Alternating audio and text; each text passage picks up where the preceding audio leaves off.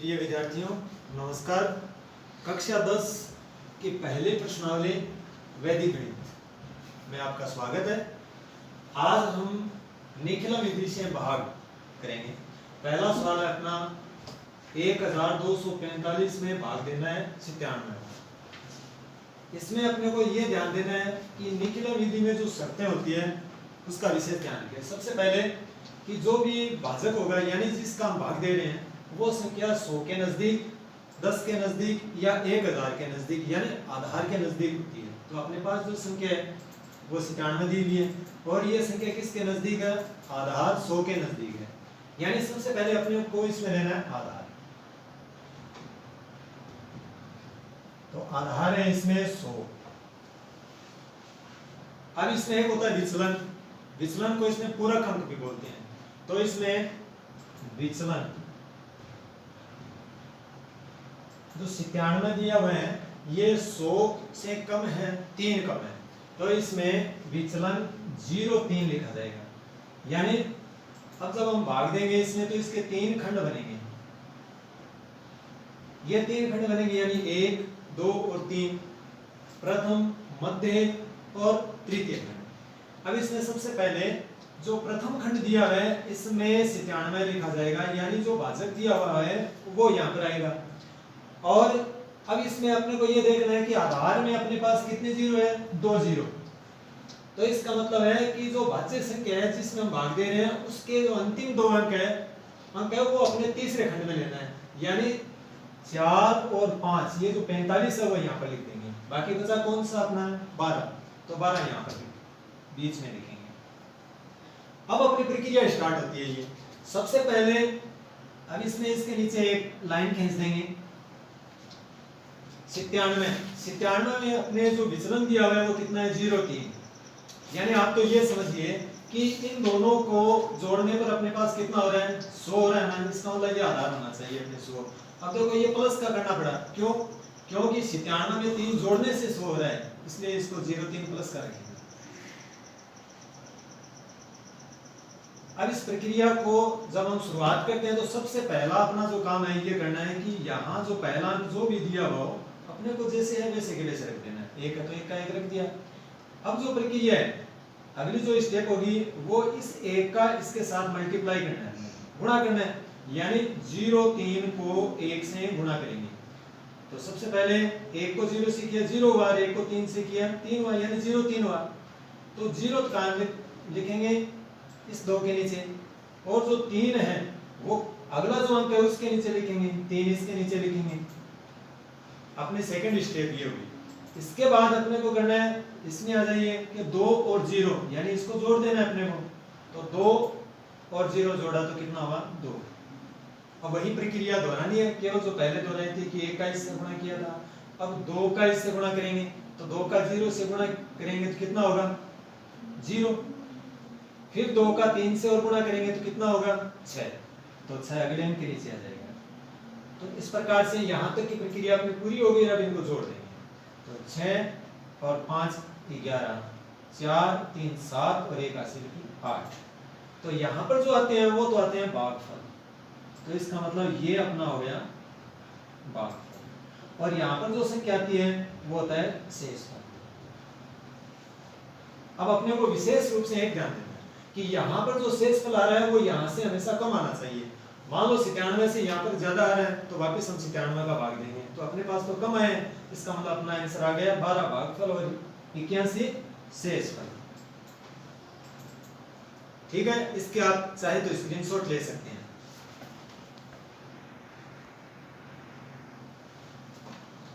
ठीक है,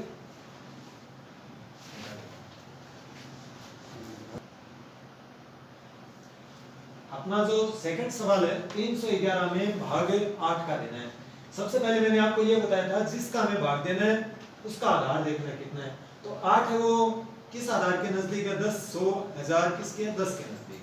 तो इसका मतलब आधार हो गया अपने 10। विचलन इसका 2।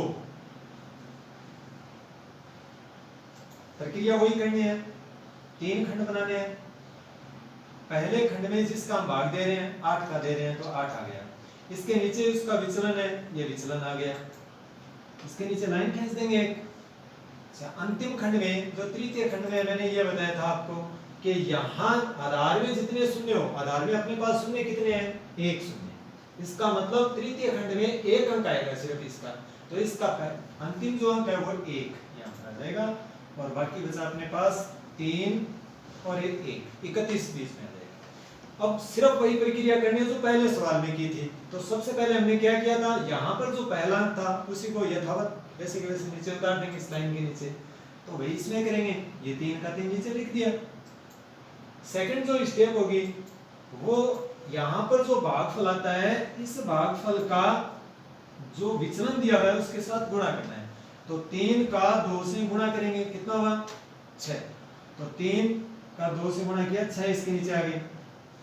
अब 6 में ये एक जोड़ देंगे, ये हो गया अपने पास 7। अब जो प्रक्रिया इसके साथ की थी वही इसके साथ करनी है, 7 का 2 से गुणा कर देंगे, तो 7 दूनी 14, तो 14 इसके नीचे लिख देंगे ये। अब 14 में एक ये जोड़ देंगे, ये हो गया 15।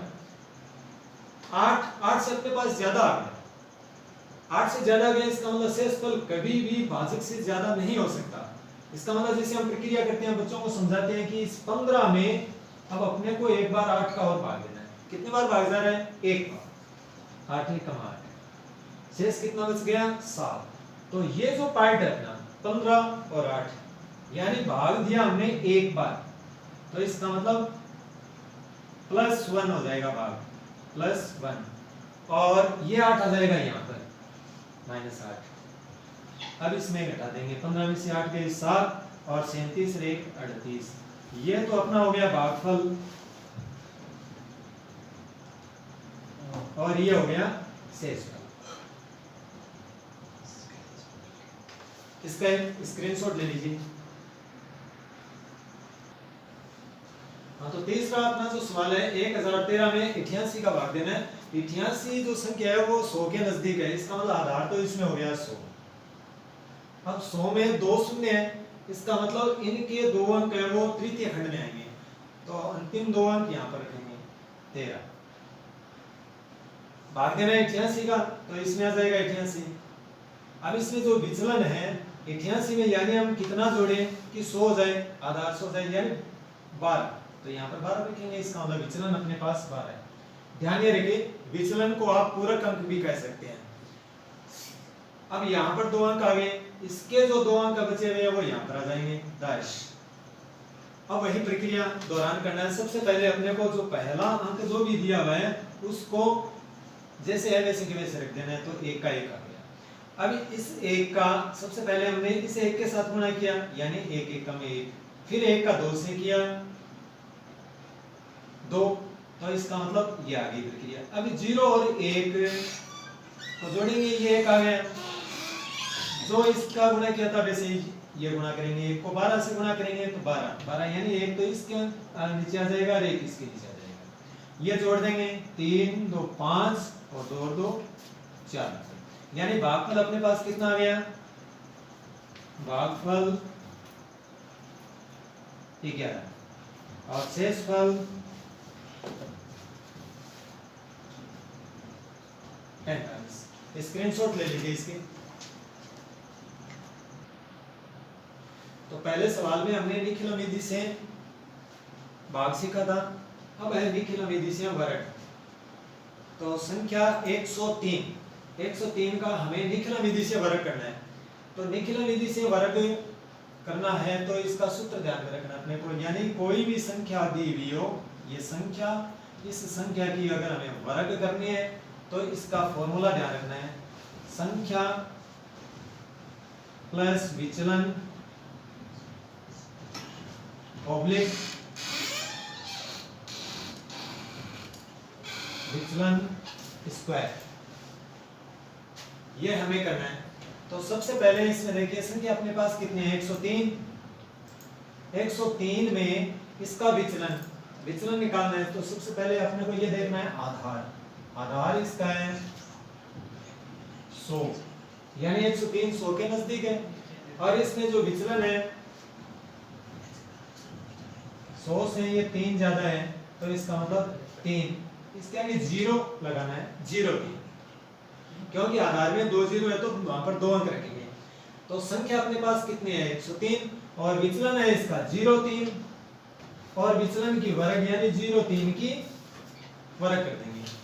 तो 103 में 3 जोड़ेंगे तो 106 हो गए और 3 की वर्ग होगी 9 यानी 09। तो अब अपने पास जो संख्या आ गई, इसमें ध्यान ये रखना है कि आधार में जितने शून्य होते हैं, दाएं पक्ष में उतने ही अंक आएंगे इसमें। तो आधार में अपने पास शून्य कितने हैं 2, तो दाएं पक्ष में अपने पास 2 अंक आएंगे। इसका मतलब आपका जो आंसर हो गया 10609, ये आंसर हो गया। इसका स्क्रीनशॉट ले लीजिए। अगला सवाल है अपना 95 की वर्ग ज्ञात करनी है, यानी इसका फॉर्मूला है संख्या की वर्ग ज्ञात करनी है तो संख्या प्लस विचलन ऑब्लिक विचलन की वर्ग। तो संख्या अपने पास 95, आधार कितने के नजदीक है, ये 100 के नजदीक है। तो इसमें आधार तो 100 हो गया, विचलन इसका है, विचलन 100 से ये कम है, इसका मतलब माइनस में रखेंगे। अब इसका -0.5 इसका विचलन हो गया। तो इस सूत्र इसका यही है कि संख्या अपने पास है 95 प्लस विचलन है उसका -5 या 0.5 ऑब्लिक विचलन की वर्ग यानी 0.5 की वर्ग। 95 प्लस माइनस हो गया और ये 5 ऑब्लिक 5 को 5 से मल्टीप्लाई किया 25, तो 95 में से 5 घटा देंगे, ये हो गया 90 और इधर है अपने पास 25। शर्त ये है कि इसमें निखिलो विधि से जब हम वर्ग ज्ञात करते हैं तो इसके दाएं पक्ष में आधार में अपने पास जितने शून्य है उतने अंक रहेंगे। तो आधार में अपने पास कितने शून्य है 2 शून्य, इसका मतलब इसके दाएं पक्ष में 2 अंक ही रहेंगे और अपने पास 2 अंक आ गए, इसका मतलब अपना उत्तर आ गया 90 25।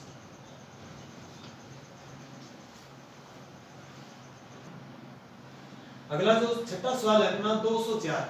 अब इसमें एक ही ध्यान देना है कि आधार के नजदीक नहीं है ये संख्या, 100 के नजदीक नहीं है। तो आधार तो अपने को अभी ये देख के लेना पड़ेगा कि इसमें 3 अंक है, तो आधार तो इसमें 100 लेंगे।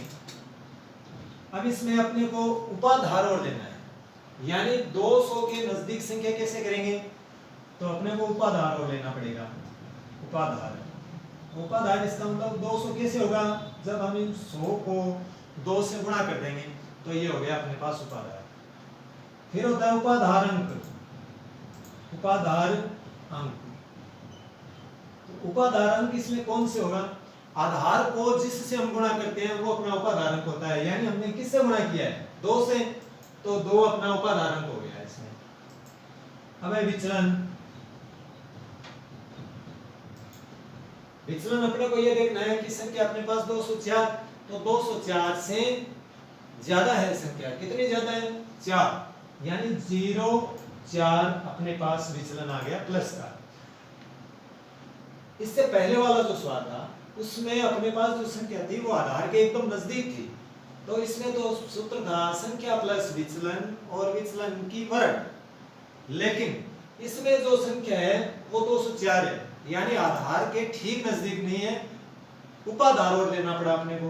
तो उपाधार आ गया अपने पास 200, तो इसमें थोड़ा सा फॉर्मूला अपने पास चेंज हो जाएगा। तो आधार ही था इसमें, तो केवल अब अपने पास उपाधार होगा गया। तो सूत्र तो ये चलेगा संख्या प्लस विचलन और विचलन की वर्ग, केवल चेंज अपने को क्या करना है, इसको ब्रैकेट कर देना है।